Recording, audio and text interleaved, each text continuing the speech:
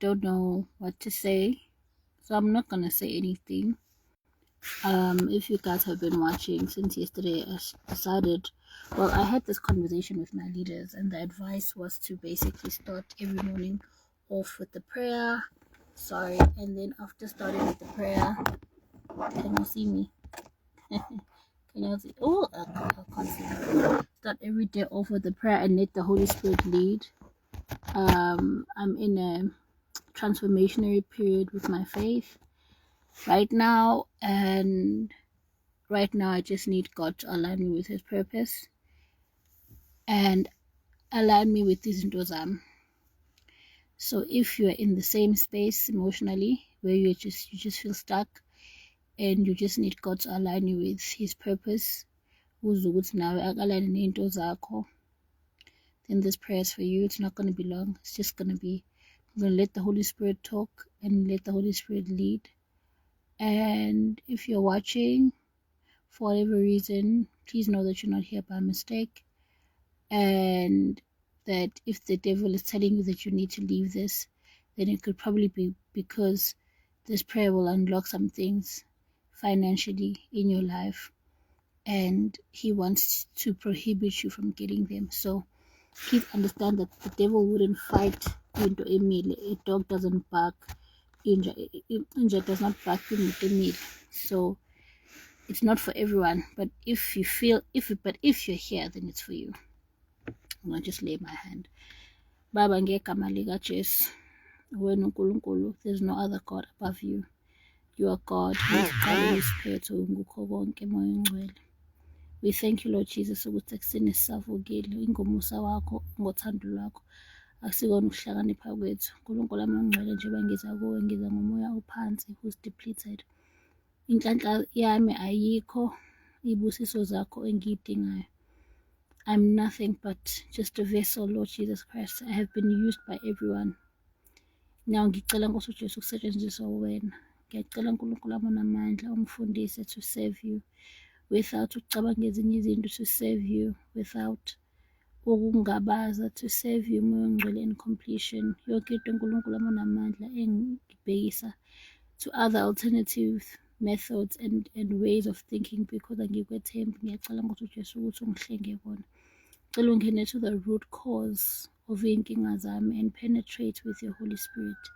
Ngicela uNkulunkulu ungihlukanise nesono, ungihlukanise nemoya kaSathane, ungihlukanise nemicabango yobumnyama, ngoba wena ngukukhanya and kwelabo kubumnyama, and align me with your divine purpose for my life in the name of Jesus Christ. And whosoever is watching this, I believe moya ongcwele ukuthi as I lay my hand, uNkulunkulu, I'm over the screen. It is not me that is touching them, but it's your Holy Spirit, uNkulunkulu amandla, through its divine force and power, touching them and changing their lives for the better. Moya ongcwele, ngiyakubona uNkulunkulu amandla touching someone's tummy right now, tummy area that has been paining, uNkulunkulu amandla, and taking away that pain in Jesus' name. God, it's like you're a healer, and healing is not only limited to the spirit, even in the physical. Lord Jesus Christ, there's nothing you can't do.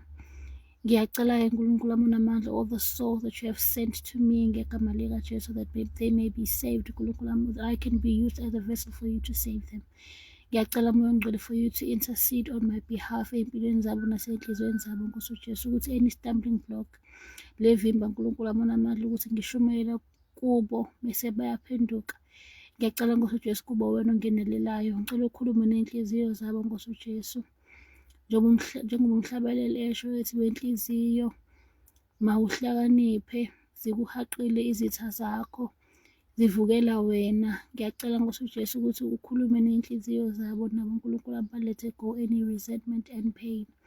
Nami Nkosi uJesu, as I'm harboring so much resentment towards my father's side of the family, towards my father, for konke ukuhlukumezeka engakuthola kubona moya ongcwele, ngiyacela Nkosi uJesu ukuthi ungisethe free, uNkulunkulu amandla, ukuze ukuthi Nkosi uJesu uma ngikhuluma moya ongcwele ngezwi lakho ngikhulume with confidence, ngoba moya ongcwele nami ngegama lika Jesu ngithetheleliwe. Ngegama lika Jesu ngifundisa ukuthethelela, uNkulunkulu amandla, uthambise nenhliziyo zabo nabo moya ongcwele, ukuze kithi ngegama lika Jesu kuzoba noxolo nokuthi nenqubekela phambili ngegama lika Jesu. Ngiyacela uNkulunkulu amandla, as the word says, the enemy comes to steal, kill and destroy. Ngiyacela uNkulunkulu ukuthi every weapon that the enemy has formed against me, may it not prosper. For it is yakho uNkulunkulu wami unamandla, no shield formed against us shall prosper, no enemy, no weapon formed against us shall prosper. Ngiyacela Nkosi uJesu ukuthi imikhonto ephoswayo yithi ebusuku silele emini sihamba in secret chambers and secret altars, please dismantle them right now ngegama lika Jesu. I command yonke indawo abasibiza kuyona yobumnyama ebukweni silele ebusuku right now, bekuvela igazi lakho, bebiza amagama ethu, kuvela umlilo wakho ngoba lesizwe lakho consuming fire. La kubizwa khona amagama ethu in secret altars of darkness ngegama lika Jesu, makuvele moya ongcwele, i-covenant owayenza nathi eCalvary ngegama lika Jesu, wathi ngegazi lakho uNkulunkulu wami onamandla sisindisiwe. In the mighty name of Jesus Christ, from any sins, from any mistakes, in the name of Jesus, please set us free uNkulunkulu wami onamandla. Uphakamise uNkulunkulu wami isandla sakho ngaphezu kwempilo zethu njengoba uMose waphakamisa uNkulunkulu wami onamandla induku yakhe moya ongcwele, kwavuleka the Red Sea. Nkosi uJesu, i-Israyeli yakwazi ukuthi idlule. Siyacela Nkosi uJesu ukuthi nathi uNkulunkulu wami awusize ukuthi sidlule kuzo zonke inkinga esibhekene nazo, whatever Red Sea engaphambili kwethu empilweni zethu. Nkosi uJesu, we pray moya ongcwele ukuthi right now uNkulunkulu wami unamandla uphakamisa your holy staff moya ongcwele, so that it may open and we may go through. Izwi lakho Nkosi uJesu, what is impossible with man is possible with you. So ngiyacela moya ongcwele konke yonke imizamo yethu lasehluleke khona, siyacela uNkulunkulu wami unamandla ukuthi uhambe nathi. Please be our shepherd uNkulunkulu wami njengezimvu zakho sokulandela. Lead us through moya ongcwele. Lead us through moya ongcwele. Lithi izwi lakho uNkulunkulu wami onamandla, i-shepherd ngegama lika Jesu, uthi uDavide i-shepherd uNkulunkulu wami onamandla iyakwazi ukuthi ishiye isibaya ihambe iyobheka imvu eyodwa elahlekile edlangalaleni. Siyacela Nkosi uJesu nathi uNkulunkulu wami inhliziyo zethu, iy'ngqondo zethu, iy'mpilo zethu uNkulunkulu wami la elahleke khona. Some of us are heartbroken moya ongcwele, inhliziyo zethu azikho kithi, zikwabanye abantu.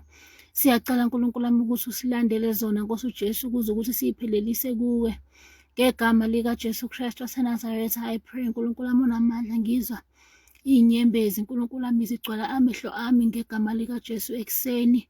Ubuhlungu uNkulunkulu wami onamandla bugcwele every inch of my body and soul moya ongcwele. Kuningi ngegama lika Jesu ebusheni bami moya ongcwele ngibhekane nakho. Ngiyacela uNkulunkulu wami ukuthi ungethule umthwalo, ngoba lisizwe lakho, all those who are weary and burdened shall come to you and you'll give them rest. Ngicela ungethule umthwalo nawo wonke umuntu uNkulunkulu wami onamandla onemthwalo right now. Nkosi uJesu, ngiyacela uNkulunkulu wami onamandla ukuthi ubathule umthwalo ngegama lika Jesu Kristu waseNazaretha. I pray and I glorify your heavenly name kuze ube naphakade, and I thank you for your prophetic word ekuseni. In Jesus name, ngicela uqhubeke uNkulunkulu wami onamandla usilondoloze, usihambele phambili. Nami uNkulunkulu wami, I don't know how to lead when it comes to izinto zokomoya, so ngiyacela ukuthi ungitshengise uNkulunkulu wami ongcwele. Lokho ongitshengisa kona ikona uNkulunkulu wami engizokukhipha, ngoba uNkulunkulu wami amandla ngiwathatha kuwena, amagama nengqondo yokucabanga ngikuthatha kuwena moya ongcwele. Okunye angazi ukuthi ngizokuthathaphi, anginakho. Ngegama lika Jesu Kristu waseNazaretha I pray, ngoba uNkulunkulu wami lakho igama lingaphezu kwawo wonke amagama. In Jesus name, amen. Lord Jesus. Hi guys, so I am praying and I am seeing the Holy Spirit say to me, you know how there's a story in the Bible where Jesus came to a person's house and there was one Martha, and they were serving him. There were women serving him, right? As they were serving him, there was one woman, I believe it was Mary, Mary Magdalene. I have to read my word. But there was a woman who just rested. She didn't move. She just sat down. They were like, why don't you sonke siyaphithizela, why wena ungaphithizeli, uyaphithizela, why wena ungaphithizeli, like siyaphithizela, we're trying to prepare for Jesus. And she's like, no, I want to sit here in Yahweh. I want to soak up the fact that I'm in the presence of the Lord. And the Holy Spirit is we are so busy looking for jobs, looking for marriages, looking for houses. We forget to rest in God. We forget to rest in the Spirit of God. We forget to just rest and just take in the fact that We are on earth right now. There are so many people that could have gotten an opportunity to live, but they didn't. And when are you still here breathing? There are so many people that died, so many people that didn't make it today. And when are you still here? You're so concerned against news that don't matter. We're concerned that actually does, which is the fact that God is with you. The fact that you're still here, that means God is with you. Like, it's not you could have died, but the fact that you're still waking up, God is with you. Rest in the Lord. You are not alone. Rest in the Lord. You are not alone. Rest in the Lord. And I know when I come up here and I be talking about the Lord, and then I say other things and stuff like that, you guys are like, what kind of Christian is this? And all of those things. But at this end of the day, this Christian is a human being. Don't listen to the message. Rest on the Lord. He is here. It's not a matter of like he's coming. Yes, Jesus Christ is coming, but he also left us the comforter, which is the Holy Spirit. And that comforter is the same God that woke you up this morning. He's the same God which the sun must shine in your face. He's the same God which even if people come ask yourself, why are you still here? If you don't matter, why doesn't God stop protecting you? Because he loves you, because you have a purpose. And this prophetic word is not for everyone, but just rest in the Lord. Rest in the Lord. He knows what you need. He'll give it to you just in time. Just rest in the Lord. Amen. Have a beautiful day.